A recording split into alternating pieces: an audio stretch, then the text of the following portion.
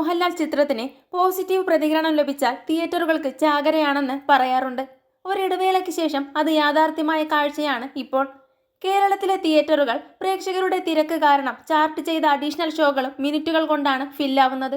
ഇന്നലെ മാത്രം 300-ലധികം late night shows ആണ് കേരളത്തിൽ നടന്നത്.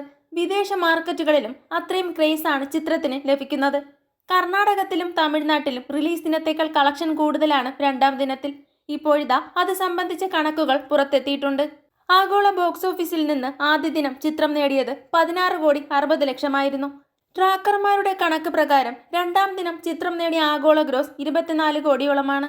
ഇതിൽ കേരളത്തിൽ നിന്ന് മാത്രം രണ്ടാം ദിനം ചിത്രം 7 കോടി നേടിയിട്ടുണ്ട്. കർണാടക, തമിഴ്നാട് കളക്ഷൻ കൂടിയതോടെ രണ്ടാം ദിനത്തെ ഇതര സംസ്ഥാന കളക്ഷൻ 2 കോടിക്ക് മുകളിലെത്തി. ഇതേ ദിവസം വിദേശത്ത് മറ്റൊരു $1.75 മില്യൺ, അങ്ങനെ ആകെ 24 കോടി.